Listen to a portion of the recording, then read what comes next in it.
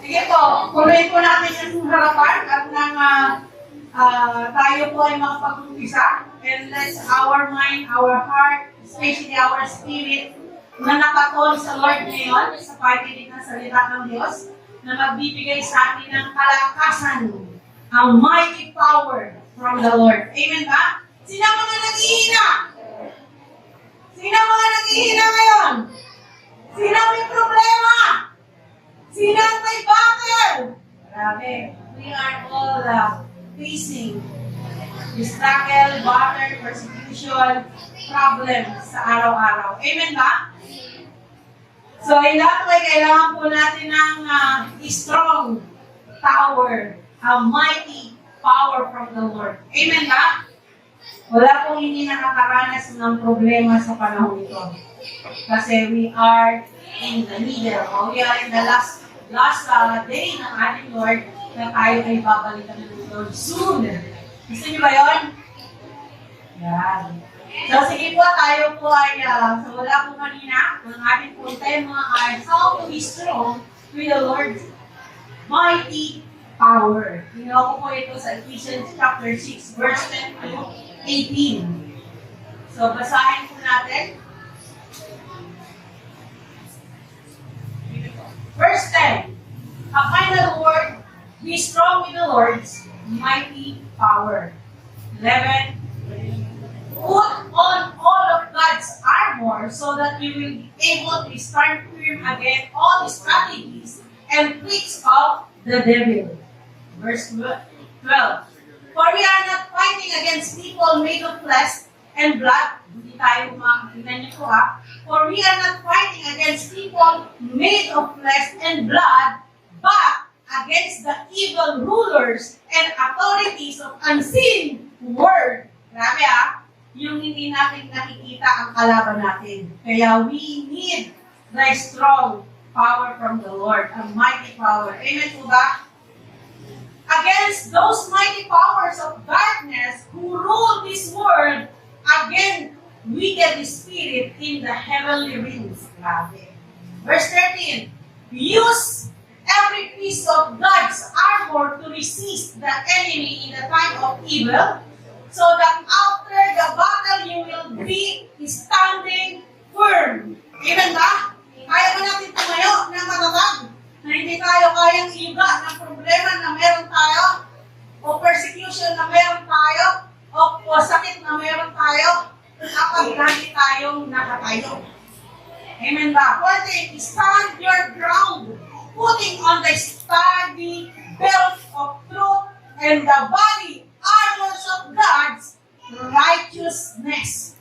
Pag wala po yan, you will not overcome this world. Amen ba? Verse 16.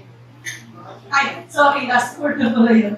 So, doon natin makikita na talagang kailangan po natin ang salita ng Diyos. Tayo po ay sandaling imuko. Salamat po, Diyos, sa umagang ito na binigay mo sa bawat isa. Sa pinagtagumpay mo po, O Diyos, na nakapunta dito para ikaw ay papurihan, sambahin, pasalamatan sa Espiritu at katotohanan. Sila po, Lord, ay nagtagumpay na dahil sila ay nakarating dito para ikaw ay sambahin sa Espiritu at katotohanan, O Lord. Salamat po, Diyos, ikaw ang maitaas sa aming kalagitnaan. Ikaw ang tunay na magbukas ng puso at isipan ng bawat isa. Higit sa lahat ang aming Espiritu, Panginoon, na makakain ng spiritual na pagkain sa umagang ito, na maging kalakasan ng bawat isa at naging great reminder ng bawat isa ang iyong salita, Panginoon. Salamat po, Diyos. Gamitin mo po, Diyos, ang iyong lingkod to share your mighty word with wisdom and knowledge and boldness and strength na may bahagi ito, Panginoon, ng may kapangyarihan na mangungusap sa puso ng bawat isa na narito. Sa iyo po, Diyos, ang lahat ng papuri sa pangalan ni Jesus. Amen. How to be strong with the Lord's mighty power. Paano nga ba? Sa araw-araw ng ating buhay, sa ating mga ginagawa, sa lahat ng meron tayo, kaya ba natin maging makatag na may kapangyarihan kahit wala ang kapangyarihan ng Diyos? Hindi po natin kaya yan, mga kapatid. We need the armor of God to overcome this word. Kasi ang mundong ito ang ating kalaban na ginagamit ng diablo para tayo ay udyukan na manghina or manlupaypay na hindi dapat tayo magmadala at hindi dapat tayo matakot anuman ang ating hinaharap sa umaga nito o sa buong isang linggo. Nagtagumpay na tayo sa buong isang linggo. Amen po ba? Kaya tayo ay nandito ngayon. Kaya tayo ay patuloy na papalakasin ng ating Diyos. In my introduction, every one of us faces a war each day. Amen ba? Ano po ang hinarap niyong war for last week? For 7 weeks? Meron po ba kayong hinarap na war? Ako, grabe po. Nagpagsuntukan ako sa diablo eh. Alam niyo po, ang war na lagi natin nakakaharap sa araw-araw ay hindi po ang tao na ginagamit ng diablo, kundi ang diablo mismo sa kanyang nabuudyok sa kanya. Kaya kung tayo ay magagalit, bubugugin natin ang ating mga mahal sa buhay, hindi po tama yun. Pero ako nabubugug minsan eh. Pero anong gagawin ko? Lalabanan ko ba siya para ipakita mas malakas ako? Or idulog ko siya kay Lord? Di ba? Pero nagtagumpay naman po kami. Sa isang linggo na war, meron kami mag-asawa, grabe. Iiyak na lang kami. Kay Lord. Di ba? Alam niyo po, wala kami hinaharap na war. Pero hindi po. Ang ating war, sabi nga, faces a war each day, especially our family. Amen ba? Kaya maging mapagbantay ko tayo.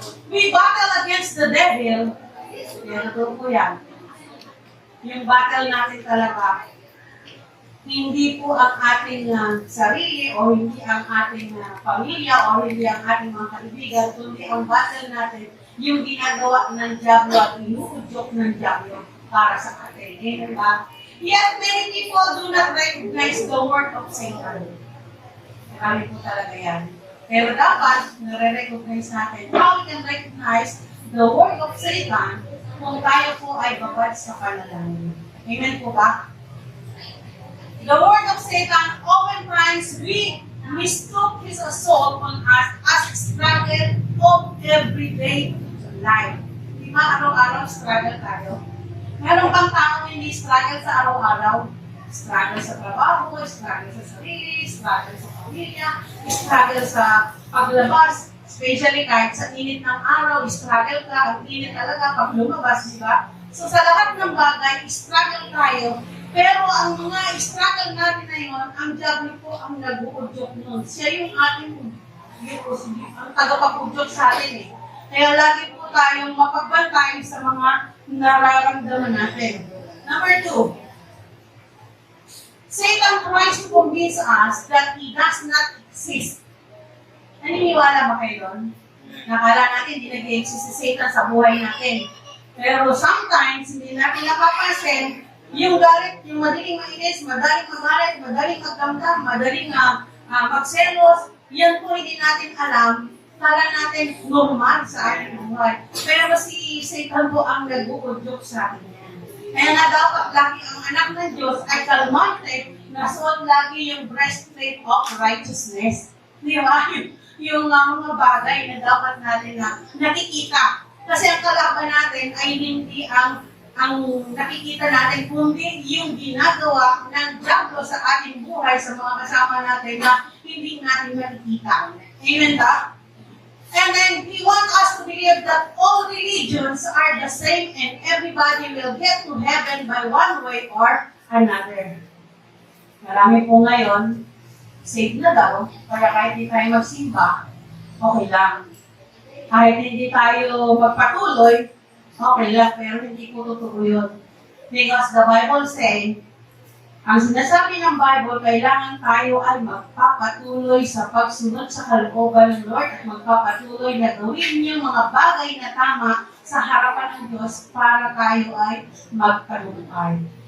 To receive the crown of glory, the crown of salvation. Amen ba? Hindi natin makukuha yan kung tayo yung uupo na lang after na nireceive natin ng Diyos. Nang sabi nila, kahit daw tayo ay magkasala, because we accept Jesus Christ and our Lord and Savior, that day we are saved for good.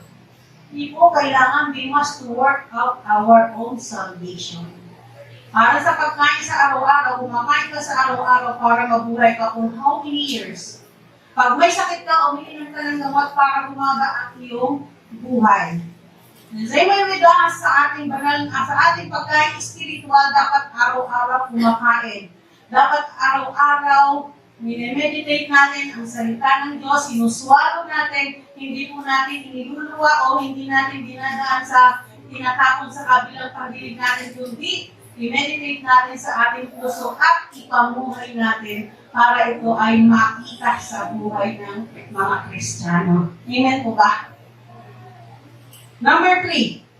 Kaya ngayong umaga ay pag-aaral natin kung paano natin lalabanan ang ating kaaway na hindi natin nakikita. May kaaway ba kayo na hindi nyo nakikita?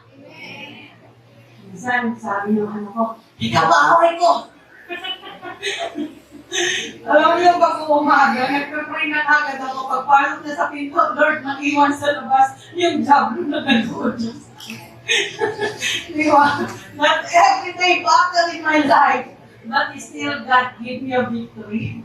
Anong gagawin mo? Magwala, umiyak, hindi pwedeng magwala. Kailangan unawain mo. Kasi sabi nga ng aming pinagkulay-kulayan ng Women's Fellowship, na lahat ng bagay daw na nangyayari sa ating buhay ay kalooban ng Diyos para meron tayong matutunan. Para makita natin yung mga bagay na gustong ipakita sa atin ng Diyos. Amen ba? Ay wala tayong na-encounter, how we can say that Jesus Christ ay nag-i-exist sa atin. Diba? Hindi natin makikita ang kapangyarihan ng Diyos kung hindi natin mararanasan yun. Amen ba? Doon natin makikita. And then in Ephesians chapter 6, verse 10 to 18, hanggang 15 lang, sinasawa na how to be strong with the Lord, mighty power.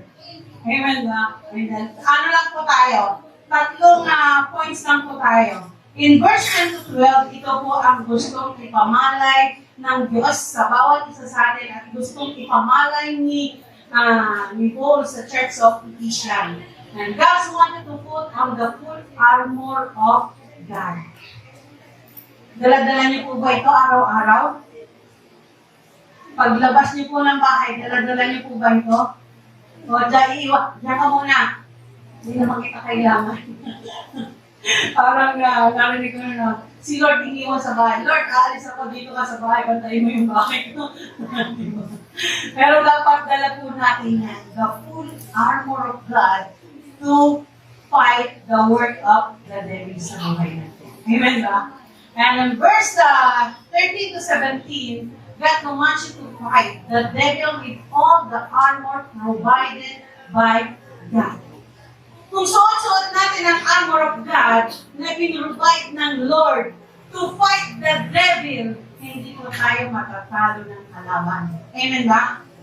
Pero kung mahina po ang ating pagtitiwala sa Panginoon, kahit nasuot-suot natin ang armor of God, wala tayong power to command. Pero kung ang pagtitiwala natin sa Diyos ay malakas, matatag, at makita natin, in the name of Jesus right now, you will be a victory. Magkakaroon ka ng victory sa iyong buhay. Amen po ba? At then, verse 18, God reminds you to pray by the power of the Holy Spirit. Amen ba?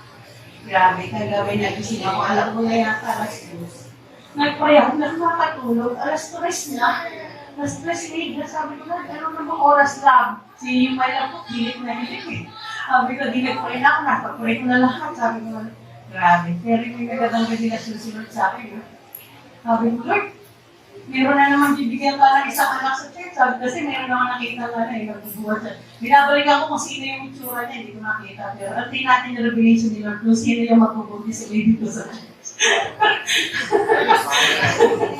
Yeah. Binabalikan ko doon sa aking prayer kasi ako nagpapalagay nagpa-prayer ako, pinapakita sa akin yan, yung babae na may buwan na may isang bata, tapos pero malaki yung babae. Sabi ko, Lord, ibigay ka na lang ng baby sa church. Yung abangan natin kung sino yan, yung revelation ng Lord, kung sino yan. Alam niyo po, minsan pag tayo ay nagpipray, pinapakita din sa atin ng Lord yung mga na gusto niyang makita sa atin, nire-reveal ng Diyos yung mga vision sa atin ng Lord through our prayer. Kaya tayo po ay kailangan magbabad sa prayer, lalo na kung tayo ay nakakaramdam ng kahinaan. Amen ba? Hindi po pwede tayo ay hindi mananalangin. In verse 10 to 12, sino nag-aspire na magkaroon ng baby? Ako na yung claim nila. Pero sa mga single, wag ha. Yung may mga asawa lang ha, bawal yung mga single mag-aspire ng baby. Tapos mabuntis kayo niya, wala kayong asawa, kasalanan. Dapat ano. And then in verse 10 to 12, ito po ang gustong ipamalay ng Diyos sa bawat isa, especially the church of Ephesians, that time na sinulatan ni Paul, na nandoon yung encouragement niya sa mananampalataya ng Ephesians na dapat sa kanilang pagharap sa kalaban, spiritual battle, dapat dala-dala nila ito. Suot-suot nila ito. God wanted to know that our battle against the evil rulers, authority of the unseen word. Grabe, no? Na hindi natin alam na ang kalaban pala natin ay ang gawa ng espiritu ng diablo. Hindi natin alam na ang kalaban pala natin, lagi natin kasama, laging nakabantay sa atin, 24/7, lalong-lalo na pag tayo ay nag-aaral ng salita ng Diyos, kung tayo ay nag-aaral ng 24/7, ang diablo nagbabantay times 2. Para ka madipit, para ka mapasok ang puso mo. Di ba sabi ng Bible, ang nag-iintayan para masila o makapasok sa puso mo. Kasi sa puso natin, hirap pumasok ang diablo, laging di ko yan nag-uudyok. Kaya bantayan natin ang ating mind. Kasi ang ating mind, ang pinapasok ng diablo, nagpapasok siya na nagpapasok dyan para tayo ay matalo. Na dapat alam natin kung ano yung, kaya kailangan alam natin salain kung ano yung pumapasok sa ating isipan. Pag alam natin mali na pumapasok sa ating isipan, maging kalma ka at mag-pray ka, Lord, ayoko ikaw hindi magalala. Di ba? That in that way, makukontrol mo yung iyong emosyon. Galit na galit ang diablo doon. Di ba? Galit na galit siya doon kasi hindi kanya mapasok. Pagbantay mo ang iyong sarili, pagbantay mo ang puso at isipan mo through prayer, with the armor of God, mahirap makapasok ang diablo. Mahirap siyang ma-penetrate ang iyong emotion kasi alam niya nag-guard ka sa panalangin. Kaya nagalit siya sa mga nananalangin. Natingnan niyo po, yung mga prayer meeting, pag hindi niyo pinuntahan, tuntunga ang diablo doon. Kaya dapat pag prayer meeting, ano man ang ginagawa natin, punta tayo. Kami nga po, may battle ng Friday, hindi kami nakarating ng prayer meeting. Pero nag-pray po kami sa bahay. Kasi merong problema na inayos, we keep on praying, ayos yun. Di ba? Hindi natin isang kaya on the spot na maayos. Si Lord ang nagpuproseso. So, in verse 10, sabi ni Pablo, magpakatibay kayo sa inyong pakikipag-isa sa Panginoon at sa tulong ng dakilang kapangyarihan niya. Yun yung encouragement niya sa mga mananampalataya ng Ephesians na dapat magpakatibay kayo sa pakikipag-isa niyo sa Panginoon. Or, kumusta ang pakikipag-isa natin sa Panginoon?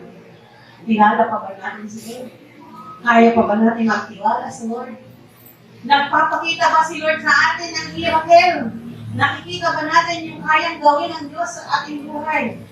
Pagka ang pagmatibay na pagkaisa sa Panginoon, nandun po yung kapangyarihan ng Diyos na mananalo para sa atin. Amen ba? When we accept Christ as our Lord, tinanggap natin ay may dakilang kapangyarihang bumubuhay siya ng mga patay. O, sino na tumanggap sa ating Panginoon? Amen. Amen. Parang, sino tumanggap ni Lord? Amen. Parang hindi niya tinanggap. Ayun. Parang nagutom.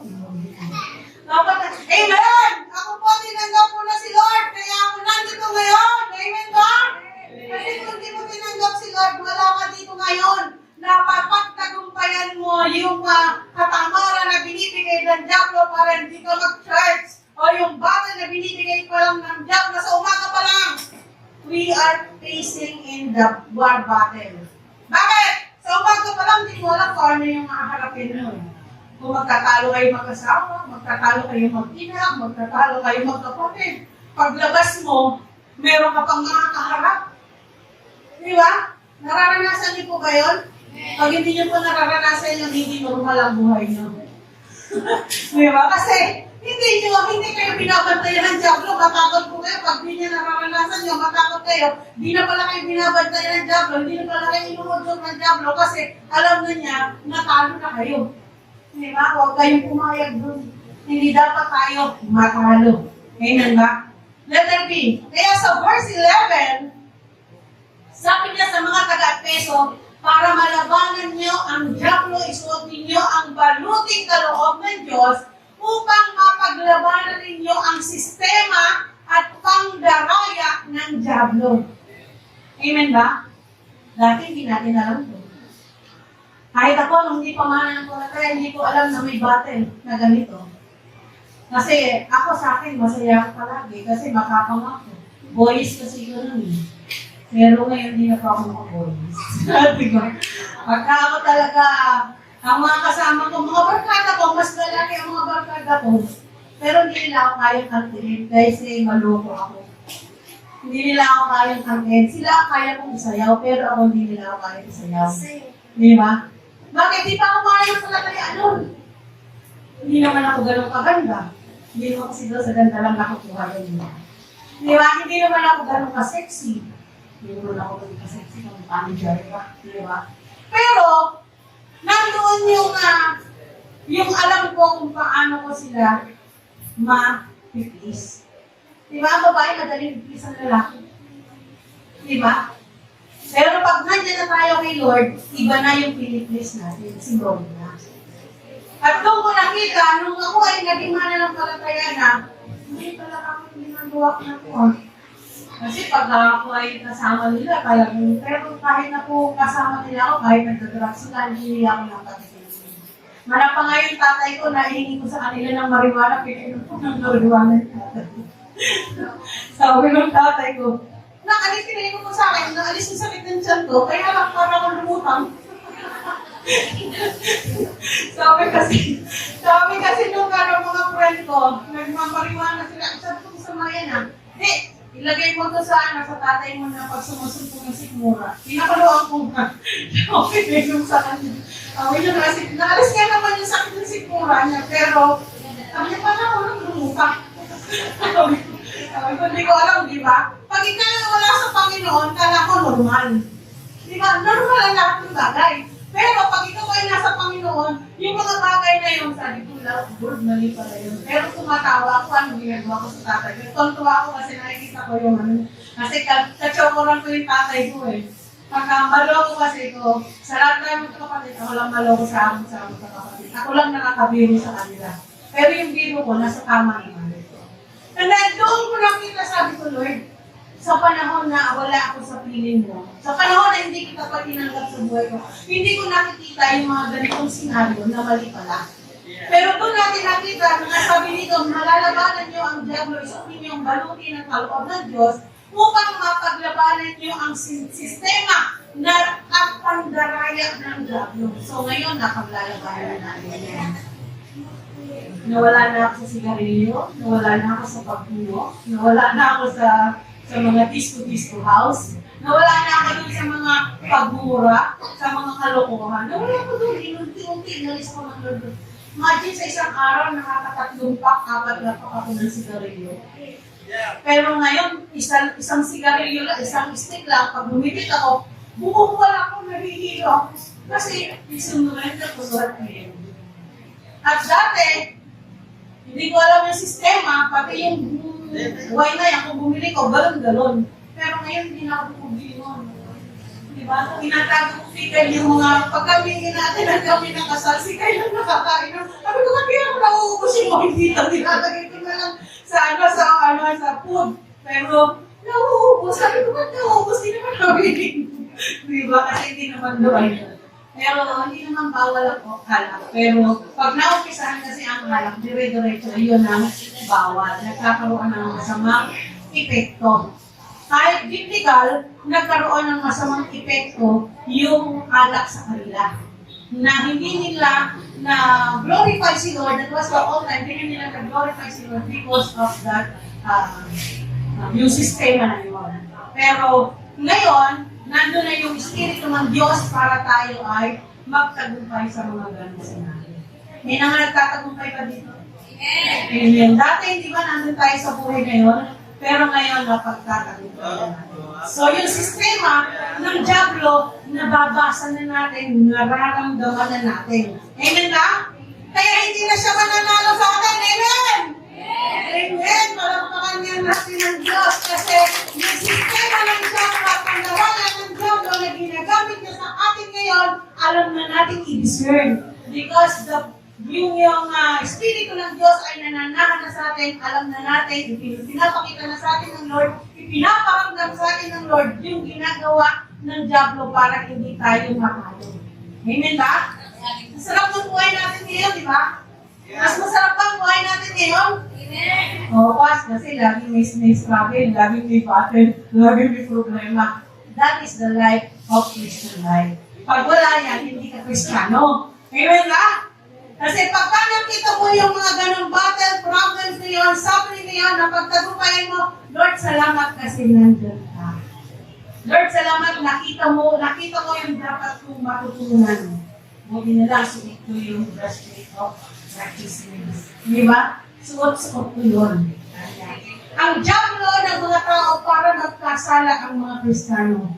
Alam niyo po, ang umpisa ng sin ay ang Diablo. Nung ikinuha niya si Eva, nung tinet niya si Eva, natempt si Eva, nag-umpisa ang kasalanan ng tao, at magpahanggang ngayon ay nandun ang kasalanan ng tao.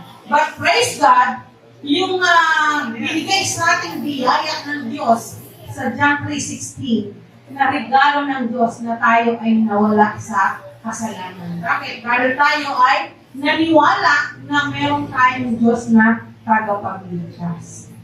Amen po ba? Letter C. Kaya in verse 12, nililinaw ni Pablo sa kanila na bagamat kadalasan ay ang tao ang nag-uudyok sa kanila para magkasala, hindi mga taong dapat nilang makitang kalaban. O hindi asawa mo, hindi anak mo, hindi ang kaibigan mo, hindi ang katrabaho mo, ang kalaban mo ay ang udyok ng Diablo. Kaya kawawa yung pamilya natin pagka tayo ay na-deceive natin. Sila ang nasasaktan, pero dapat hindi sila. Kaya nga, sabi ng Panginoon, pray your enemy to forgive them at pagpalain pa sila ng Diyos. Imagine mo, pagpakaaway mo na nga pagpipray mo ka, napatawarin ng Lord kasi hindi niya alam ang kanyang ginagawa at bakit siya ay pagpalain ng Diyos. Kaya minsan, hindi natin maunawaan yung sinasabi ng Bible kung hindi natin nakikita o hindi natin na kilala ng lubusan ng ang ating Diyos. Kanina ako papunta kami dito sa church. Nag-uusap kami ni my love. Sabi niya, kung ano love, sa buhay ni Job, nag-usap ang parehong mga kapangyarihan ng Diablo at ang kapangyarihan ng Diyos. Kung ikaw ay hindi malago sa Panginoon, ipapakita mo na masama ang Diyos. Pero kung ikaw ay sa Panginoon, ipapakita mo ang kapangyarihan ng Diyos. Amen ba? So kung hindi maliwanag o hindi ka malago sa pagkakilala sa Panginoon, paano mo siyang makukunawaan? At paano mo makukuha yung principle na binigay ng Diyos na ikaw ay item mo, ikaw ay subukin kung hindi ka ganun ka laki ng pagtitiwala mo sa Panginoon. Kaya ang pagtatiwala, nagbibigay sa iyo ng katagumpayan, di ba? Sa asawa lang, pag wala kang tiwala, hindi ka magkatagumpay. O hindi ka magkakaroon ng masayang marriage life. Di ba? Kahit sa mag-boyfriend, pag wala kang tiwala, pag di mo nakikita, nagsiselos ka, nag-iisip ka ng masama, wala kang kapayapaan. Di ba? So ang tiwala o yung tatag ng pagtitiwala, dapat malago o matatag yung pagtitiwala mo sa Diyos, kaya mo din magtiwala sa mga mahal mo sa buhay. Amen ba? Doon natin makikita, sabi niya, hindi mga taong dapat nilang makitang kalaban, there are spiritual forces behind these people enticing God's children to yield to sin. So, yung kalaban ay ang espiritu. Spiritual battle. Tayo mga Kristiyano sa araw-araw ng ating buhay, we have spiritual battle. Naka-face tayo doon sa war na kayang ibigay ng diablo sa ating buhay. Kaya kailangan ang ating espiritu ay laging malusog. Laging kumakain ng salita ng Diyos, laging nagipag-usap sa Panginoon para ang ating espiritu ay malakas na hindi kayang talunin ng espiritu ng diablo. Amen ba? Malagpakan niya natin ng Diyos. Next. On our own, we cannot defeat or even resist the enemy. Tama po yan. Hindi natin kayang gawin. Hindi natin kayang magtagumpay kung sa sarili lang natin. Magtagumpay tayo ng minsan, pero nandun pa rin yung hindi tayo tunay na masaya. May kulang. Diba? Nagawa mo ang lahat ng bagay, pero may kulang pa rin. Bakit may hangganan ang kayang gawin ng tao? Hindi kamukha ng ating Diyos, walang hangganan ang kanyang kayang gawin sa ating buhay. Kaya kailangan ang nangingibabaw sa atin ay ang Diyos sa ating buhay para lahat ng bagay ay kaya nating madipit. Lahat ng bagay ay kaya nating i-resist yung sin because yung pagtitiwala natin sa Panginoon at pagkakilala natin sa Panginoon. Diba? Sabi niya, kailangan matuto tayo mag-trust sa ating Panginoon para makita natin yung kayang gawin ng Diyos sa ating buhay. Amen po ba? Only through the power of Jesus do we have the ability to stand against these evil forces. Wala kang kaya, kapatid. Wala silang kaya. Even the Church of Ephesians, wala silang kaya. Kaya encouragement ni Paul sa kanila, dapat ito ang gagawin niyo. Suot niyo ang righteousness ng Panginoon. Suot niyo ang baluti ng Panginoon para magtagumpay kayo. Bakit? Yung power na kailangan mo to win the battle ay nanggagaling sa ating Panginoon Jesucristo. Amen ba? Hindi po sa ating karunungan, kaalaman, kalakasan, kasi nauubos yan. May hangganan yan. Pero ang Diyos, walang hangganan. Hindi mauubos, hindi mawawala. Ang kanyang kalakasan, ang kanyang kapangyarihan ay hindi mawawala. Because from the beginning until the end, Jesus Christ is still reigning. Siya po yung magre-reign habang panahon. Kaya ngayon ang pinakanaitay natin, under the last of day. Pag tayo ay binalikan ng Diyos, na makasama tayo ng Panginoon sa kanyang piling na talagang siya na yung ang magpuproteksyon natin sa oras na yun. Espiritu na ang puproteksyon niya sa atin. Ngayon, physical and spiritual, ang pinoproteksyon na ng Diyos sa atin. Pag tayo ay nasa piling na ng Diyos, yung ating espiritu na ang kasama ng ating Diyos. Amen ba? So sabi dito, the power of Jesus too, we have the ability to stand against these evil forces, isuot natin ang baluting kaloob ng Diyos. Amen ba? O sino-sino ang may suot ng baluting ng Diyos ngayon? Amen. Nasa iyo ba yung katapangan? Nasa iyo ba yung shield of faith? Sabi nga yung kailangan mayroong shield of faith, shield of righteousness, di ba? Yung swords na hawak-hawak ng Diyos para ipanglaban sa mga kalaban. Amen ba? Yung shoes na dapat natin suot para magbahagi ng salita ng Diyos. Amen ba? Sabi natin, kahakala natin, wala yun. Next. In verse 13 to 17, God commands you to fight the devil with all the armor provided by God. Ito yung command ng Diyos. Lumaban ka sa gawa ng diablo sa buhay mo dahil may pinuprovide si Lord sa iyo. Meron ba? Meron ba? Pinuprovide si Lord sa iyo? Walakpakan niyo natin sa Lord. Tingnan natin yung verse 13.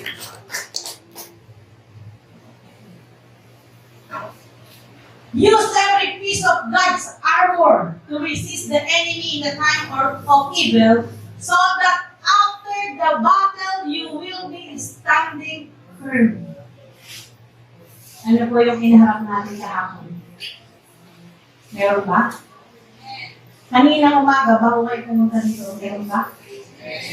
Nagtagumpay ba kayo?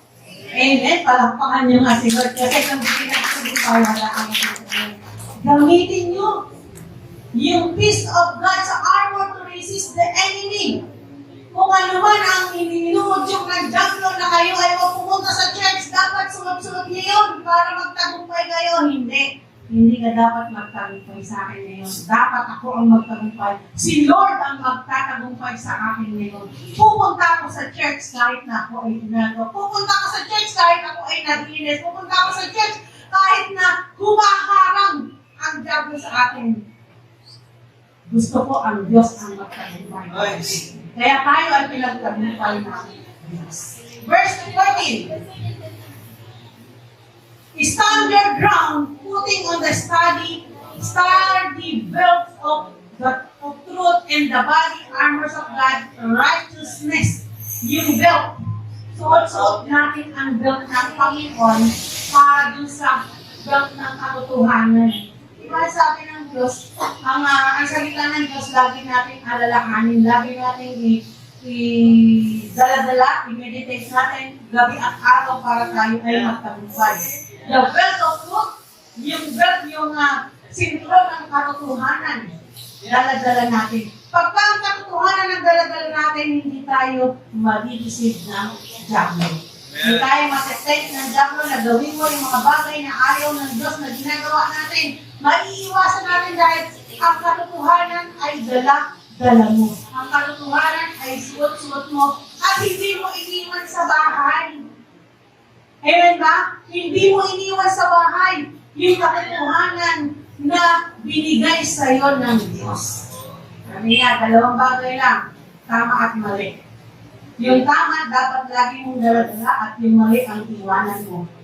Amen ba? Yung tama ang iyong ipamuhay at yung mali ay iwanan mo. Huwag mo ipamuhay. Amen ba? And then the body of armor of God, righteousness. Yung armor of God, yung righteousness, yung katapatan.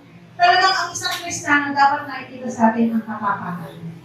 Sa salita, sa tino, sa gawa, dapat nakikita ang ating pagka-Kristiyano. Amen ba? Sabihin mo Kristiyano ka, ang sinasabi mo, puro against God. Ang sinasabi mo, against your brethren. Ang sinasabi mo, against your parent, against your pastor, against your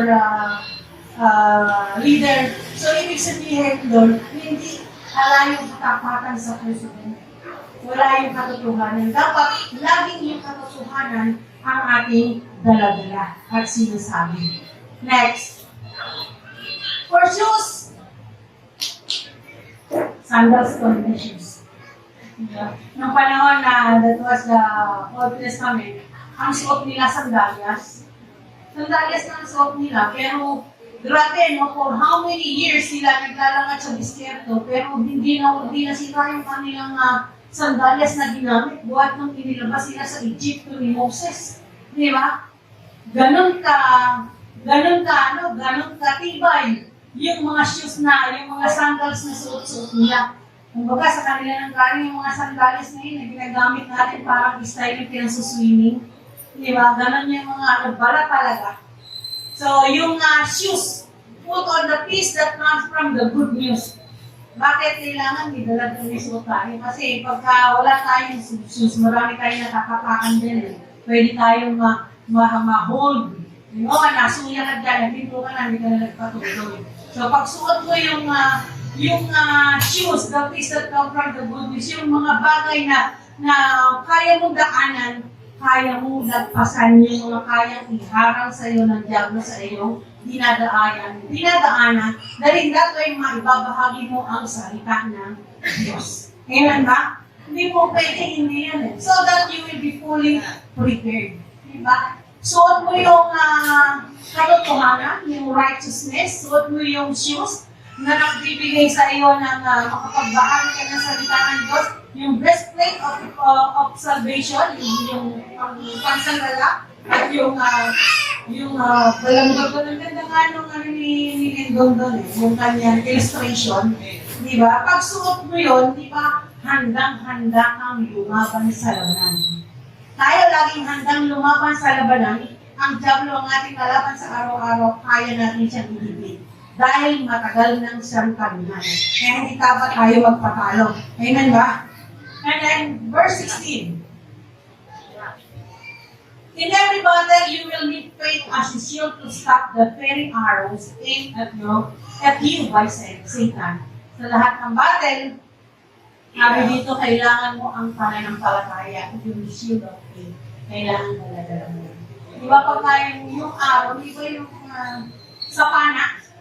Di ba pagka itinapat sa iyo yung araw na yun, at hinatak yan, at binitiwan yan, tinamaan ka, hindi ba masasaktan ka, pwede kang mamatay, matutudla ka. Pero pag suot mo yung breastplate na yon, pagka tumama dun yung araw, hindi siya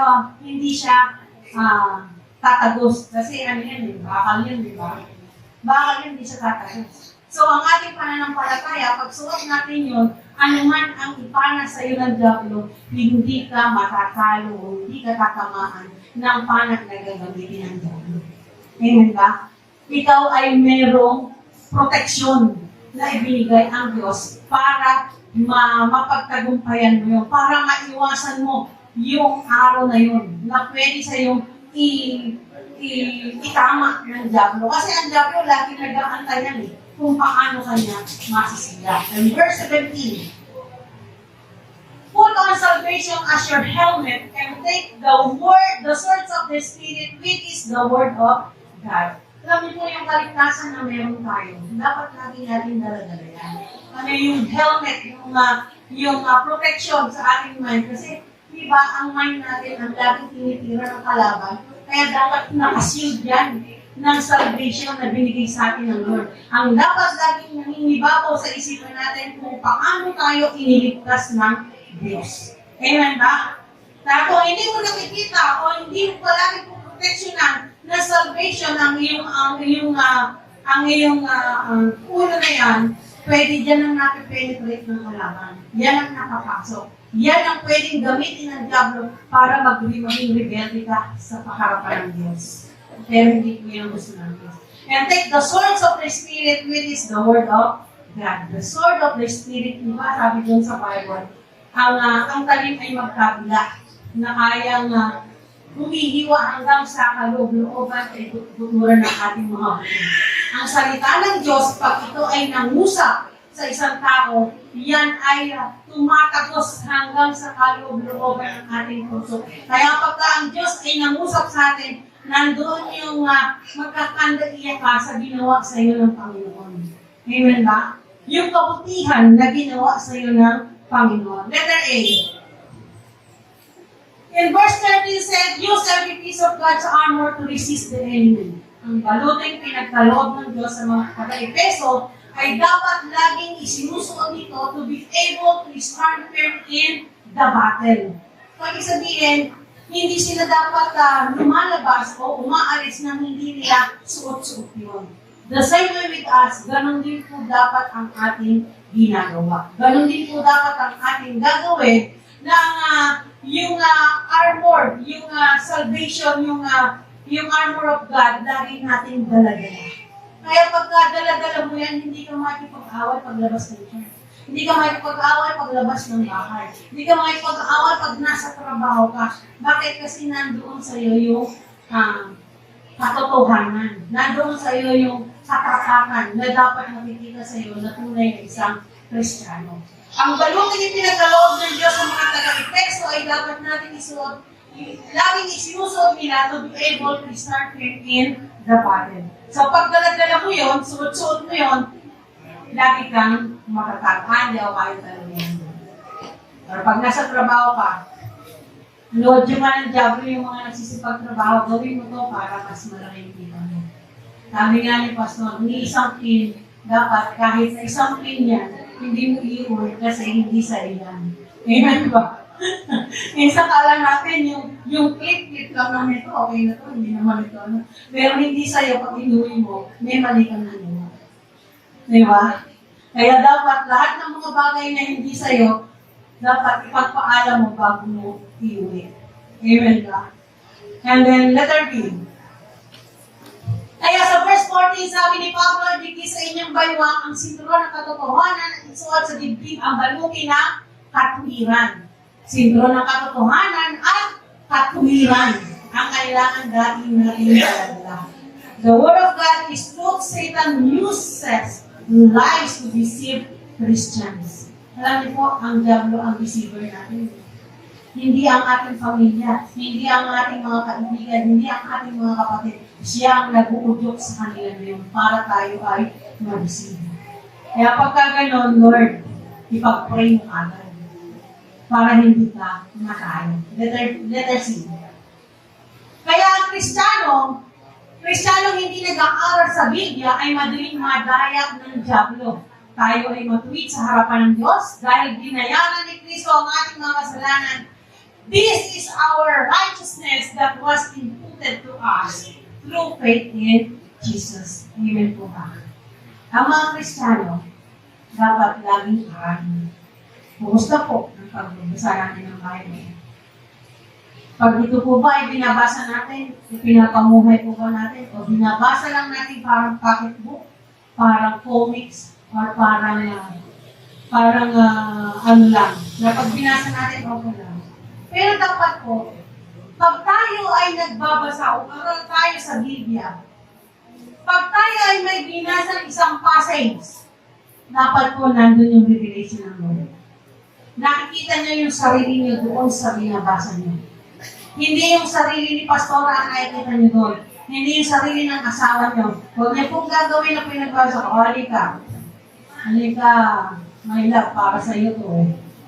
Hindi ganoon.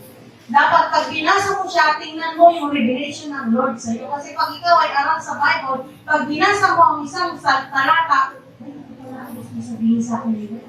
Ito pala ang gusto niyo ipamalay sa akin.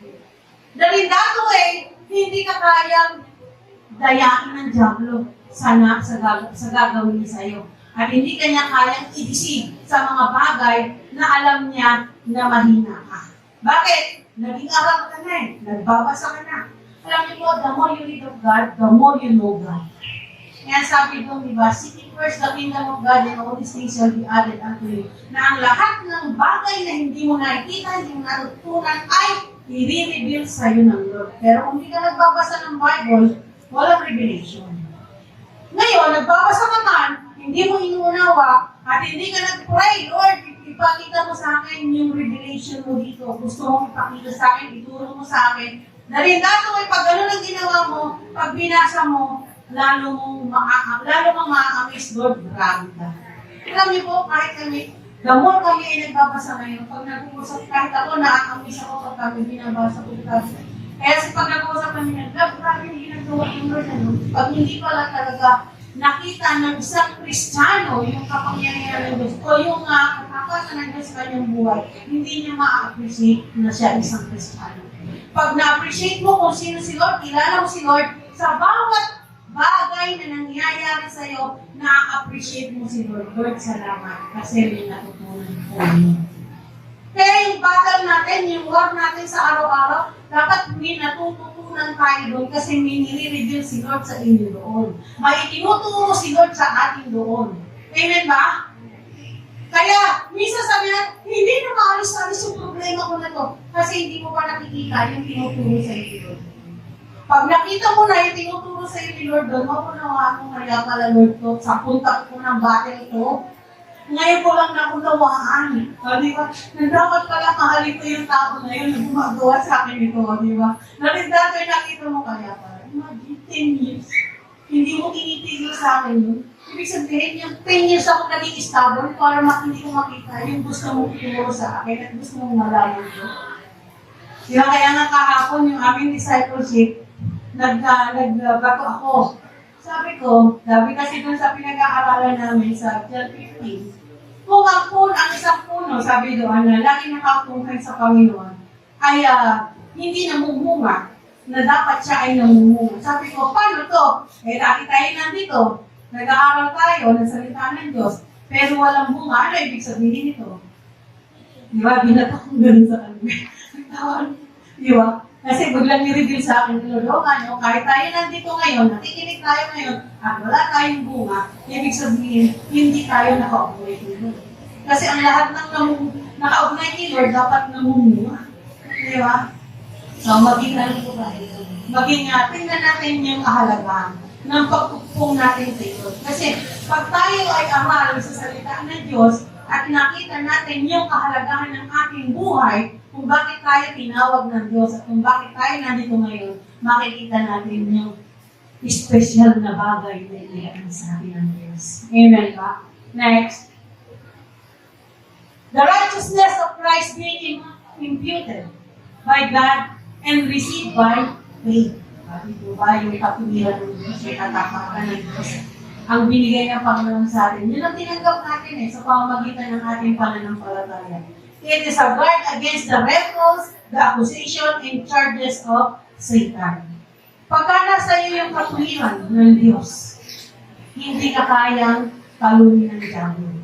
Kasi nakikita mo yung mga dapat mong makita, ipinapakita sa iyo ng Diyos.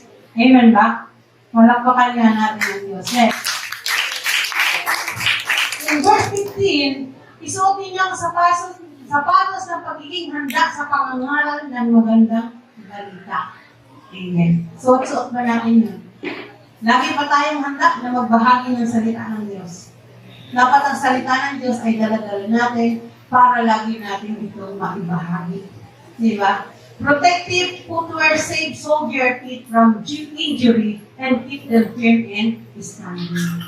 So, ang salita ng Diyos ay nakapagbibigay sa atin ng katatagan para makatayo at makapagbahagi ng salita ng Panginoon. Tayo po ay napakahalagang instrumento na kung bakit tayo ay nandito, kung bakit tayo inawag ng Diyos para po madala natin ang pangangaral ng Diyos, para po maibahagi natin ang magandang balita na ginawa sa atin ng Diyos. Nagagawin sa kanila ng Diyos na atin ang naranasan. Ngayon ba? Gusto niyo po bang maging part nun? Parang walang yung gusto. Gusto niyo po bang maging part nun?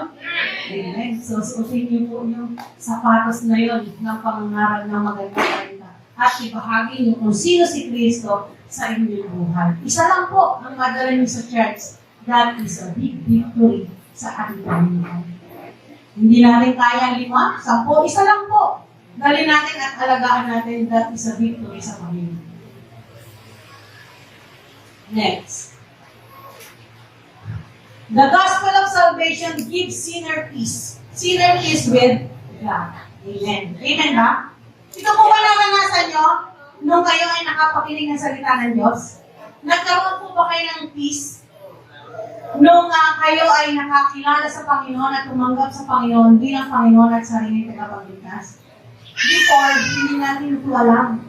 Wala tayong ganun. Basta alam natin, nabubuhay tayo sa araw-araw at tayo ay nagsisimba. Pero ngayon, nakita natin na tayo pala ay pinanganak ng makasalanan at tayo pala ay kailangan na magkaroon ng kaligtasan sa pamamagitan ng salita ng Diyos. At sa pagtitiwala, pagkakilala natin sa Panginoon, tinanggap natin siya bilang Panginoon at sariling tagapagligtas, nagkaroon tayo ng kapayapaan sa ating puso. Kapayapaan na ako ay ligtas. Kapayapaan na ako ay sinasamahan ng Diyos. Kapayapaan na ako ay mag-eternal life at patuloy akong nagpatuloy sa pagsunod sa kalooban ng Diyos. Amen po ba? Ang taong naligtas ay wala na sa kanya ang puot ng Diyos. Yun yung napakalaking bagay. Na ikaw ay wala na ang puot ng Diyos sa taong naligtas at tumanggap sa Panginoon, nasa kanya na ang pagmamahal ng Diyos at pagtalingan ng Diyos. Na ang Diyos ay punong-puno ng biyaya. Ngayon ba, ang biyaya ng Diyos ay hindi natatapos. Grabe ang biyaya ng Diyos. Kaya kung titignan niyo po yung principle, wala tayong pagagalitan na tao na gumawa sa atin ng masama. Pag nakita natin yung ginawa sa atin ng Diyos. Pero we are only human nandun yung ating human instinct natin, na nagalit tayo pag may nagagawa kasalanan sa atin. Pero ang Diyos, nagalit din siya, pero gumawa ng pagkakataon para tayo ay magkaroon muli ng connection sa ating Diyos. Amen ba? Kaya tayong mga mananampalataya, ang gospel ang dapat natin ihiyag sa mga taong nasa kasalanan. Ito sabi mo, Pastora, nasa atin ang gospel, ipahayag natin sa mga tao na makasalanan. Sabi ko po nung nakaraan, hindi pwede i-direct sa agad. Makasalanan ka kapatid. Bakit hindi mo nga alam kung anong buhay niya. Hindi mo nga alam kung tinanggap na niya si Kristo. Hindi mo pwedeng alam, di ba? So kailangan ipakita mo sa kanya sa pamamagitan ng iyong buhay. Sabi niya, pag ang buhay natin ay maayos, at lalo na kung nakasama natin sila, nakita nila kung paano tayo nabubuhay bilang isang Kristiyano, kahit hindi po natin sila bahaginan, nakikita nila sa ating buhay, sa kilo, sa pananalita, sa pakikisama. Nakikita nila yung buhay ng isang tunay na Kristiyano. Amen ba? Sabi sa akin, sa tabi namin, sabi niya, ang haba ng pasensya mo. Sabi ko, hindi ko pwedeng dihahabaan kasi hindi naman siya ang kaaway ko. Ang kaaway ko ay nag-uudyok sa kanya. Di ba? Pero nandun pa rin yung pagtitiwala mo sa Panginoon na hindi ka pababayaan ng Diyos. Lalo na tao, pag nasaktan physical, nagwawala yan, di ba? Nagano yan nagre-resist siya, umaano yan umaalma yan. Pero pagka nasa iyo yung katwiran ng Diyos, yung katapatan ng Diyos, mauunawaan mo bakit siya nagkakaganti. Sige, pag ang taong galit, o ang taong wala sa sarili, pag pinatulan natin, masahol pa tayo sa taong galit at wala sa sarili. Ngayon ba? Pagkatapos, wala na, parang walang nangyari. So, okay lang, walang nangyari. Pero nangyari na. Pero kung tayo ay nandun yung katwiran ng Diyos para sa atin, mauunawaan natin ang nangyayari. Kaya lagi dapat nandoon yung ating pagtitiwala sa Panginoon. Kaya tayong mga mananampalataya, ang gospel ang dapat natin ihab sa mga taong nasa kasalanan. Pagkita natin sa kanila sa pamamagitan ng ating buhay, kung sino si Lord sa ating buhay. At kung ano ang ginawa sa atin ng Diyos, na pagbabago, at kung paano tayo tinawag at ginako ng Diyos, yun ang ibabahagi natin sila.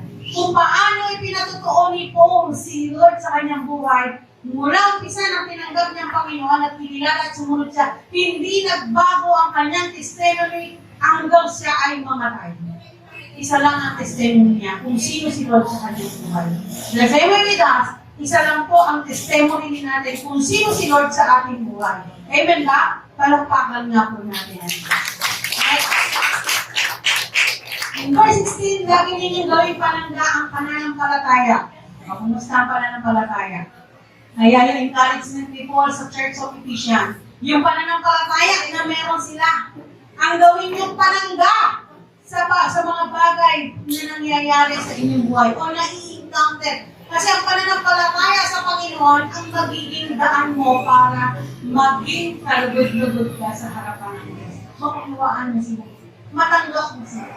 Mapatawad mo sila. Matutulungan mo sila. Amen po ba? Yung panangga, ang pananampalataya ang gawin natin kasi anuman ang gawin nila sa atin, anuman ang ipatong nila sa atin, tayo po ay ligtas. Naalala ko, nalungkot ako. Kasi last time, na-share sa amin ni Mr. Rio, na yung unang employer niya na kumuha sa kanya, tapos nalipat siya sa isang employer. Sabi niya nun, pinauwi na si Mr. Rio sa Pilipinas, kinuha sa kanya yung $500.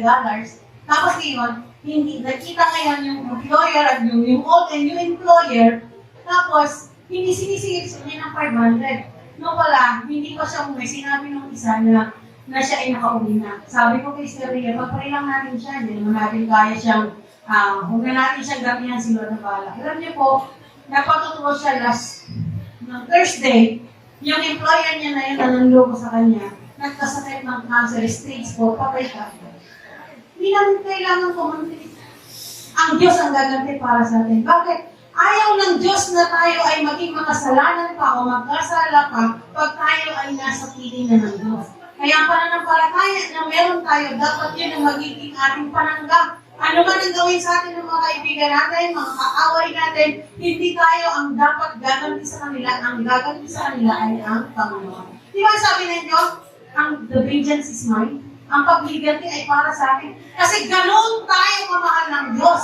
Ayaw tayo ng Diyos na magkasala sa pagganti sa mga tao na gumagawa sa atin ng hindi tama. Amen ba? Kaya sabi ko, ang bilis po, last month lang namin pinag-uusapan yan, tapos ngayon, na-diagnose umuwi sa Pilipinas, at sabi pa niya, babalik ako dyan, i-ayos mo yung problema natin. Hindi na siya nakabalik ng Brunei, kasi nagkaroon siya ng stage 4 cancer, hindi na siya na-hospital, patay na agad. Diba, ang Diyos pagka bumalik, magugulat ka. Hindi natin pinag-pray na sila ay magkasakit o magmaharm, kasi yun ang sabi ng Diyos. Huwag mo ipag-pray na sila ay parusahan ng Diyos, kundi ipag-pray mo sila na ipatawarin ng Diyos at pagpalain pa ng Diyos. Si Lord ang bahala. Kaya kung tayo ay mayroong pananampalataya, yung panangga ang ating gagawin, pananampalataya ang ating panangga, sa lahat ng nagbibigay sa atin ng mga offenses, ala po tayong magiging pananaglitan. Kasi si Lord po ang sumasangga at siya po ang nakakakita kung ano ang dapat gawin. Amen ba? A shield can be both a defensive and an offensive weapon. May mga nagliliyab na palaso ang diablo at ang shield of faith or faith, ito ang gagamitin ng mga Kristiyano laban dito. Alam niyo po ang salita, ang lakas makapagpaaway ng dalawang tao. Diba? Ang dila natin ang liit lang pero kayang sunugin ang buong kabundukan. Ang dila, pag nagsalita, tayo lahat dito, pwede tayong mag-away-away, pwede tayong mag-labo-labo, at pwede tayong magkalimutan. Pagka may sinabi ang isa na hindi naman tama. Pero lagi niyo pong tandaan, si Lord ang bahala sa tao na yun. Huwag niyo siyang gantihan, kundi pag-pray niyo na kakawarin siya ng Lord, at siya ay pagpalain ng Diyos. Grabe naman nila. Gumawa na nga ng mali, pagpalain pa ng Lord, patawarin. Pero yun po ang gusto ng Lord. Kaya nga, kung titingnan natin, that was yung command ng Diyos, binago ng ating Panginoon Jesus. Puro pagmamahal, biyaya, grasya, ang ipinakita ng Diyos sa panahon ng ating Panginoon sa New Testament. That was the old time, hindi ganun kaluwag. Amen ba? Kaya sabi ng Diyos, huwag na natin pahabain ang buhay ng tao kasi wala na mga kasunod sa ating pinapagawa sa kanila o inuutos sa kanila. Marami ang tao na mamamatay na makasalanan, kaya paibsigin na natin ang buhay ng tao. Kaya nga dumating na lang ang buhay ng tao na nasa 70 na lang ang pinakamahaba. Pag ito ay na 75, yun ay blessing pa galing sa Lord dahil sa tamang pagsunod natin sa Panginoon. Amen ba? Palakpakan niya po natin. Next. The fire of darts can ignite a desire to follow after the sinful lust of darkness. Kasi hindi natin alam, ang palaso ng Diablo, nandito na lumilipad sa atin ngayon. Pwedeng lumipad yan. Pag ikaw ay nakana, pwedeng magalit ka sa katabi mo, pwedeng mag-iis ka, magulat ka na lang, sakuhin mo yung katabi mo. Di ba? Ako nga, minsan nagugulat ako, katutulog lang na ko, tapos susuburin ako, sabi ko, di ba? Nakabi ko kahit tumalma ka, hindi mo ko kaawin. Di ba? So yung mga ganun ba, ano gagawin mo? Di ba, minsan, gusto ko nang hahampasin ng sige. Pero hindi pwede yun, di ba? So doon mo makikita yung ginagawa ng Diyos sa atin. Kaya kailangan nandoon yung ating pananampalataya. Palagi natin dala-dala yun. Temptation, conviction, accusation, false doctrines, and deception of the wicked one are deadly guard. Amen ba? Na kaya talagang ibigay yan, ipalasok ng Diablo sa atin. Pero dapat hindi siya magtatagumpay na tamaan tayo niyan.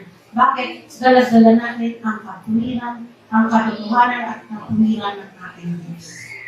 Na anuman ang ibigay niya sa atin, anuman ang pakita niya sa atin, anuman yung sabihin sa atin, dapat we must to accept that dahil si Lord ang bahala sa kanila.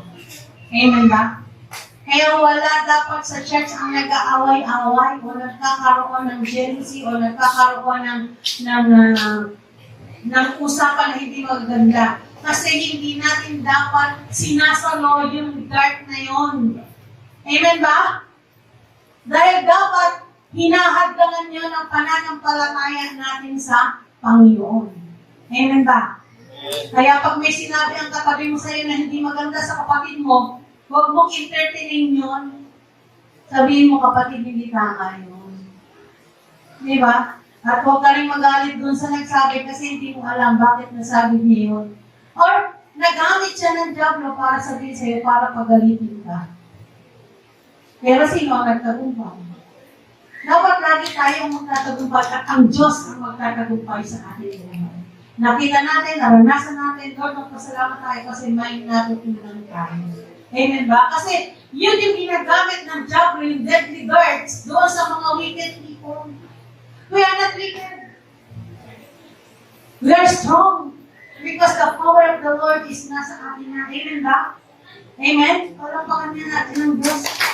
Eh, kaya natin pagpapagalan, ang ipakita ko sabihin sa atin ng diablo. Ako po, honestly, ang aking pong pag may nakikita akong pangit, yun yung pinagtukuhanan ko na ako ay lumago pa sa Panginoon. Sabi ko, Lord, may dahilan kung bakit mo pinakakita sa akin.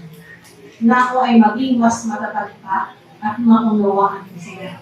Tandaan niyo po, laging negative side ang pinapakita ng diablo sa mga Kristiyano. That negative side, dapat itinaturn siya sa positive thought.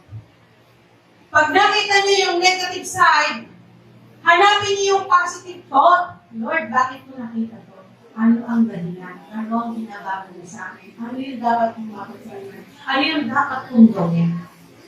Nabindado ay makikita mo, Lord, salamat dahil ang pananampalataya ko ay dala-dala ko. Hindi ako makaya ibisi o item ng pananampalataya. Amen ba? That's our need sa buhay natin bilang Kristiyano kasi the more you know God, the more na talagang nagtitriple magtrabaho ang diablo sa iyo para ikaw ay ibisi. Amen ba? Huwag mong hayaan na mawala, maalis ka ng Lord sa kanyang piling. Ang diablo ang nag-aalis sa Lord sa piling ng Diyos ang mga Kristiyano. Kasi siya yung nagbibisig, siya yung nagtetend, siya yung nag-uudyok. Na makita yung pangit, pero dapat makita natin yung positive. Amen ba? Next. In verse 17, isuotin niyo ang helmet ng kaligtasan at tabak ng Espiritu, ang salita ng Diyos. Kaya pagka wala kayong alam sa salita ng Diyos, natatakot talaga tayo. Pero pag alam natin ang salita ng Diyos, we can fight.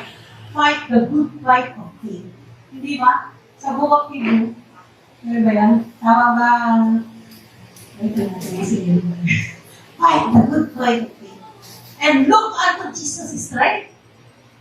Kasi pag ito ang ginawa mo, yung kaligtasan na meron ka, yung tabak na kailangan mo, at salita ng Diyos ay kasama mo. Amen ba? Hindi ka kayang hatakin ng higlaan para hindi ka tumayo at tumuya sa gawaan ng Diyos. A helmet is in combat is essential. Diba sa mga motorcycle, yung helmet essential lang. Pag walang helmet, magkano ang fine? Ha? 500 sa unang offense. Pangalawang offense? 5K. So, ang helmet, essential.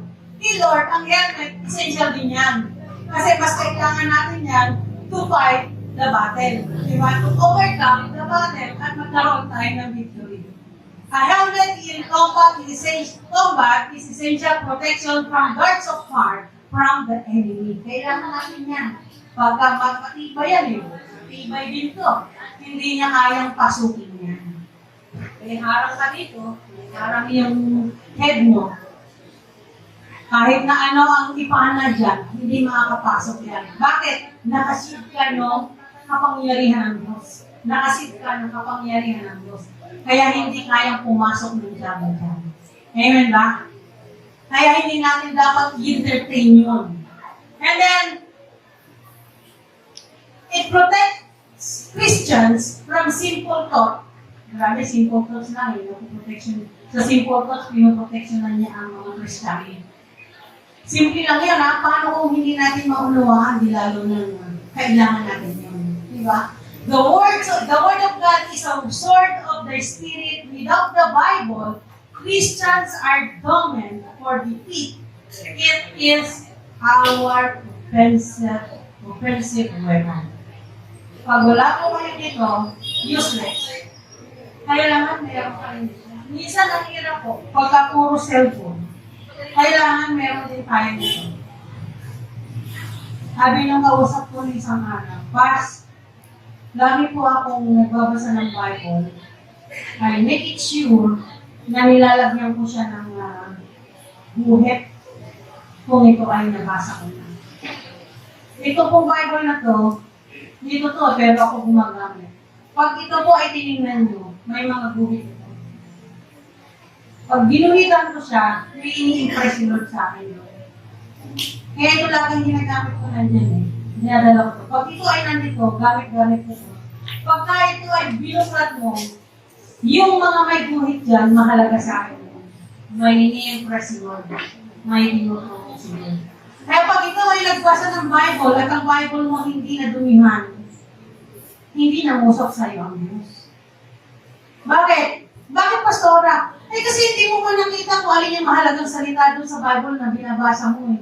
Na hindi nag-strike sa puso mo. Pag nag-strike sa puso mo, ang salita ng Diyos, sabi dito, magandang balita. Sabi magandang balita. Sabi doon, magandang balita, ihanda sa pagbili mo. Diba? Nakikita mo, meron palang dapat aking gawin. Pero pag hindi mo po nakita yon, kaya hindi ko nakikita ng babasa nito ng mga kapatid. Kasi sa cellphone, meron sa cellphone, i-highlight ko rin siya. Yes, na-highlight. Pero pagka naibago mo uli yun, hindi mo na alam kung saan siya hanapin. Diba? Hindi mo na siya matatandaan. Pero pagka sa Bible, sabi sa akin, Love, isend mo nga sa akin yung itatype ko na yung yung talata mo. Pag kinuha ko yung isang Bible ko na English na ginagamit, alam ko na yun kasi may nakalo na yun, may nakalupi, may nakaguhit, meron pang nakaibig yun. Sabi ko, sige, yun. Sisend ko sa kasi siya nagtatype eh. Kasi magaling ako sa computer. Mag-send niya, hindi ako marunong. Kaya pag wala si Maynard, babalik ako dun sa dati. Pero hindi, pagka wala na yung computer, baka naman yung magbibigay sa akin ng tablet. Yung nakakagamit ako. Bibigyan ako ni Lord. Di ba? So doon natin makikita na ang salita ng Diyos ay mahalaga. Ang Bible ay mahalaga sa isang Kristiyano para hindi tayo madipit ng kalaban. Amen ba? Kaya yung mga po, bigyan niyo po ng time na makabigay ng Bible. Marami pong Bible dyan, pwede tingnan humili. Di ba? Libre, pinakamura ang Bible. Pero pinakamahalaga ito. Di ba? Naninigwet pa. Next. Last point. Ito po mahalaga to. Sa palagay niyo po, mahalaga ba ito sa buhay natin? Nasabi ni Lord dito, God reminds you to pray by the power of the Holy Spirit. At ito din yung palagi sinasabi ni Paul, even na sinulatan niya ang church of Corinthians, church of Ephesus, sumulat siya kay Peter, sumulat siya kay Timothy. Prayer. Prayer. Pray, pray, pray, and pray. Kasi ito ang nagbabigay ng katagumpayan sa isang Christian. God reminds you to pray by the power of the Holy Spirit. Amen. Verse 18, tingnan natin. Pray at all times. Ay, kumusta po ang pray? Pray at all times. Sa lahat ng oras. Ilang beses mo kayo nagpipray? Ilang beses kayo nagpipray? Ano kayo nagpray? Lord, salamat. Lord, ito po yung kailangan ko. Lord, thank you for the protection. Ganun lang ba? Naipag-pray niyo ba ang lahat ng pamilya? Naipag-pray niyo ba ang lahat ng kapatid niyo sa Panginoon? Kagabi, 3 oras yata ako nag-pray. Napag-pray ko ang lahat ng member ng church, ang aking family, ang problema na ito. Pag ako'y nagpe-pray ng ganyan, may pinapakita pa sa akin si Lord habang ako ay nagpe-pray. May nakikita pa ako. Sabi ko, Lord, kailangan talaga mag-pray. Because we are all facing in the battle. Meron tayong war sa bawat pamilya. At dito sa church, marami po tayong battle.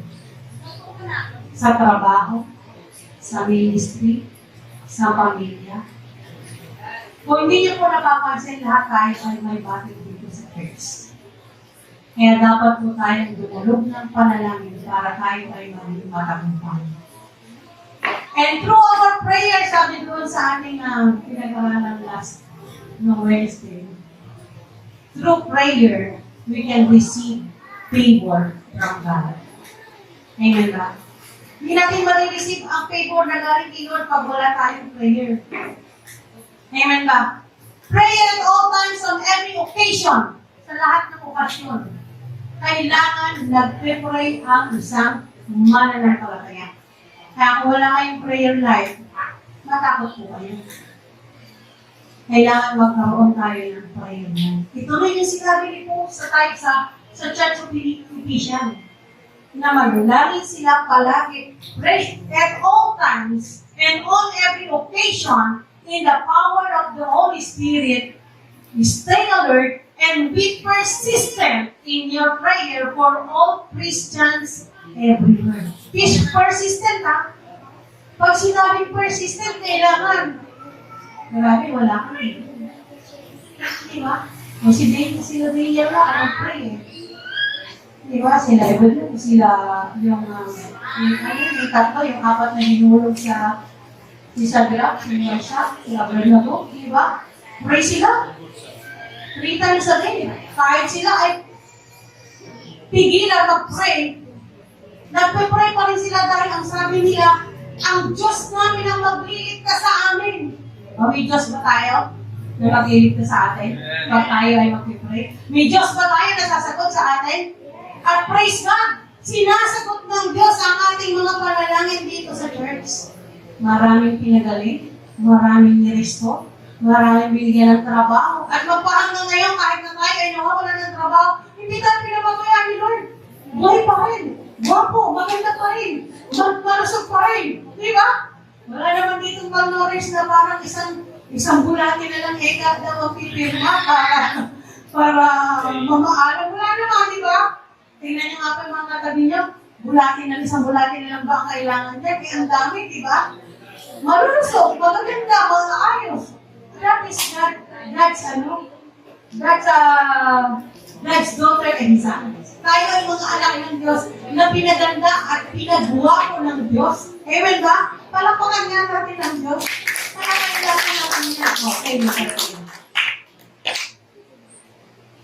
manalangin kayo sa lahat ng pagkakataon. The armor is not complete without prayer.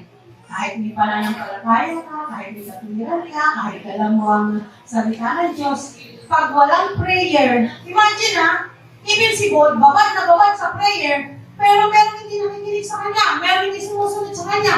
Babad siya sa prayer how much more pag hindi ka nagbabad sa prayer, paano mo may bibigay o may papakita yung pagka-Kristiyano mo? Sabihin mo, ay, hindi matunay na Kristiyano yan. Kasi wala sa Kanya yung kapangyarihan ng Diyos. Di ba? Kahit si Daniel, babad sa prayer, di ba na meron din nakakaligtas? Lalo na kung di ko magbabad sa prayer. Di ba? Manalangin kayo sa lahat ng pagkakataon, the armor is not complete without prayer. It is essential for complete defense and proper working of the armor. Without that, without prayer, hindi tayo magkakagumpay. Prayer can defeat Satan. Prayer can defeat enemy. Ang prayer ang magtatagbibigay sa atin ng victory over Satan. Amen ba? Tingnan niyo po ang history. From Genesis to Revelation, prayer is essential na tulungan. Di ba? Prayer. Kailangan pray, and pray. Kaya ka pinagtatagumpay ni Lord kasi nagpe-pray ka. Nagpe-pray na nga tayo, dumadanas pa tayo, inaharap pa natin ang problema. How much more kung hindi tayo pray? Kaya tayo minsan may problema, inaalaw ng Lord ang problema, inaalaw ng Lord ang mga bagay na meron tayo para tayo ay manalangin. Kasi nakakalimutan natin manalangin. Lalo na, sarili nga lang natin, hindi natin may panalangin. Paano mo ipapanalangin yung 18 na nandito? O paano mo ipapanalangin lahat nandito kung hindi ka nananalangin para sa sarili mo? Diba? Ilan tayo nandito ngayon? Ilan tayo ngayon, Sister Dina? 40. Kung sarili mo ang hindi mo may papanalangin, yung 40 na nandito, kahit ako hindi mo kayang ipanalangin. Amen ba? Pero kung ikaw ay babad sa panalangin, kulang pa yung 40 na yan para ipanalangin mo. Gusto mo pang Lord, dagdagan mo pa. Lord, dagdagan mo pa. Lord, magpadala ka pa ng magiging katulong namin. Lord, magpadala ka pa ng maliligtas na maaalagaan namin sa pamamahay. More prayer. Na kailangan natin talagang sa buhay ng isang tunay na Kristiyano. Letter B. Prayer brings us into communion with God and it focuses our heart, mind, and soul upon Him. Kasi ang prayer natin, ibig sabihin pag sinabing communion yung malapit tayo kay Lord, na nakikipag-usap tayo kay Lord, na talagang Lord, gusto kong maramdaman ng yung presensya. Naranasan niyo po ba na pag-pray kayo parang, Lord, pagod na ako, pwede po bang ipag-healing mo ako? Nasabi niyo po ba kay Lord? Gusto ko maramdaman, Lord, yung pinag-healing mo ako. Pero kapag gagawin gano'n ako talaga, totoo na talaga ako na parang bata. Na parang akong kakalgaling ni Lord. At pag ako ay nag-pray na ganyan, pag naramdaman ko, parang ako ang kakailangan. Sabi ko, Lord, salamat. Naramdaman ko ang presensya. Kapag nararamdaman natin, binibigay natin kay Lord, pag tayo ay nag-pray, yung bring into communion with God, and it focuses our heart and mind and spirit. Hindi po pwedeng mind lang ang nag-pray. Kasi pag mind lang nag-pray, marami pong pumapasok dyan. Pagkasama ang ating heart, nanggagaling sa ating puso, ang ipinapanalangin natin, nanggagaling sa ating puso, ang pagpapakumbaba natin sa Lord, yung mind natin na overcome ng galing sa ating puso. Bakit nilagay ni Lord dito ang mind? Dahil nilagay dito ang puso. Sabi niya, nasa mataas ang mind, nasa baba ang puso. Pero bakit ang nangingibabaw ay ang puso natin? Kasi nandiyan ang Espiritu ng Diyos. That is God's temple. Our heart is God's temple. Kaya pag ang ating heart ay empty, hindi siya makakapasok dyan. Pag puno ng selos, puno ng galit, puno ng pagdaramdam, puno ng pinanakit, hindi makakapasok si Lord. Kasi ang lahat ng lalabas sa iyo ay puro mga pinanakit, question, galit. Pero pagka ang Diyos ay nakasit dyan, nandoon yung lumalabas sa iyo, Lord, salamat kasi nandun ka sa buhay ko. Salamat kasi pinagtagupan ko. Salamat pinalang ako. Salamat pinagpapalang ako. Salamat sinasamahan mo ako. Doon mo makikita yung prayer mo pag ikaw ay malapit sa Panginoon. Nakapokus ang prayer mo, nakapokus yung heart mo, nakapokus yung mind mo, nakapokus yung espiritu mo sa Lord. Grabe ang iyong mararamdaman. Nanando Lord sa langit. Kaya pagka tayo ay nasa prayer meeting, dapat hindi tayo malungkot. Na parang dala-dala natin ang buong mundo. Di ba? Kasi sa isang Kristiyano nakikita pagka malaki ang problema. O sa isang tao na wala sa Panginoon, mas nakikita ang malaking problema. Pero dapat sa Panginoon, sa harapan ng Panginoon, ang mga Kristiyano, anumang laki ng problema na meron tayo, pag tayo ay nasa piling ng Diyos, dapat andun yung kagalakan. Very alive. Kaya pag kumakanta kay Lord, alive forever. My Jesus is alive forevermore. Di ba? Dapat alive. Hindi, kumakanta ka na Lord, parang ang tuod dyan. Kumakanta ka na kay Lord, nagpipray na kay Lord, parang ang walang pakialam sa amin. Di ba? So you must give your heart. Must give your strength para sa Lord. Amen ba next? Prayer is our great offensive weapon. Di ba, yun yung panalangin na kailangan natin na panlaban. Kaya nga pag kami nagagalit, nag-aaway, di ba, manahimik ka lang, mag-pray ka lang eh. May kikilos. Bakit? Ano ng Diyos? Kaya pagka may nag-aaway, o rin mo ba, nakikipag-away ka, ayaw tumahimik ka, isang manahimik ka, kahit nagsasalita na siya, mag-pray ka. Hindi mo naman kailangan isigaw yung prayer mo eh. Mag-prayer ka, doon sa may mo, Lord. Ito ang mga, ito ang malitaas, ito sa ibang makayos. Nag-ayusan. Hindi mo naman kailangan pakinig sa kanya sa time ng trouble na yun. Pray ka. Kumalma ka, then pray ka, at si Lord ang bahala. Amen ba? Kasi yun ang panlaban mo eh. Kaya kahit na siya ay nagbawala ko, ikaw ay nagpipray, hindi ka niya susunodin. Kasi nagpipray ka. So, ando na yung shield ng Panginoon para ikaw ay protectionan. Amen ba? Tulakapan niya ako natin ang Diyos. So, basic weapon that no one can stop para itong isang missile na gamit ngayon sa modern warfare. Grabe, no? Yun pala yung sikreto ng prayer. Na meron pala akong modern na gadget para manalo ako sa labanan na meron ako. Amen ba? Kaya ba tayong magtagumpay? Kaya ba natin pagtagumpayan ang kalaban? Ngayon, kaya naman natin na harapin ang diablo sa ating napakinggan? Kaya natin panghawakan? Kaya natin dala-dala yung katapatan, katwiran ng ating ng Diyos para sa atin? Pag ganun po tayo, we are victorious Christian. Next. Meron pa ba? Yan. Panlasin. Then God peoples are praying. The Holy Spirit is at work. It is only through the power of the Holy Spirit that we can defeat the devil. Amen ba? You can defeat the devil now! Okay, kaya tayo. Tayo na po tayo. The devil will flee from you. Amen ba? Grabe. Kaya ba natin talunin ang diablo ngayon? Kaya natin harangan yung araw.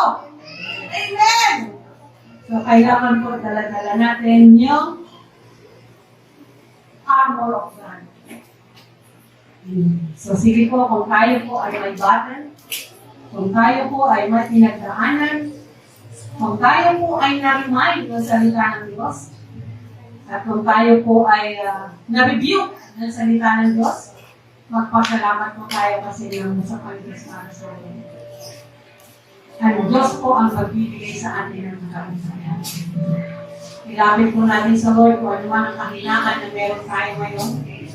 At ang Diyos ang magbabalik sa atin ng kalakasan. Magpasalamat tayo sa Lord kasi nandito tayo ngayon. Napakinggan natin ang ating salita. Nagbigay ng paalaala, nagbigay ng kalakasan, na nag-rebuke sa atin sa buhay na meron tayo ngayon. Dahil mahal tayo ng Diyos. Kaya inalaw ng Diyos na natin na tayo.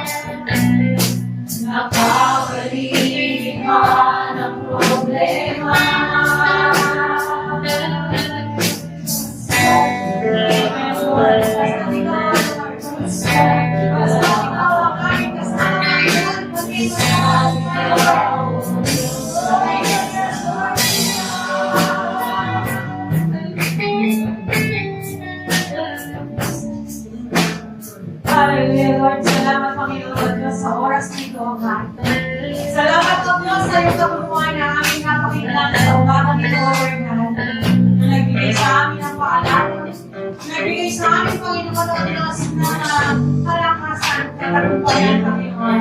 Nagbigay sa amin, Panginoon, ng pananampalataya, Panginoon, o Diyos, na patuloy kami magtiwala sa iyo, patuloy na sumunod sa iyong kalooban, Panginoon. Salamat po, O Diyos, sa bawat isa na narito, Lord God, na pinalakas mo po, O Diyos, ang kanilang pananampalataya sa patuloy nilang pagsunod sa iyo, Panginoon. Patuloy mo po proteksyonan ang bawat isa.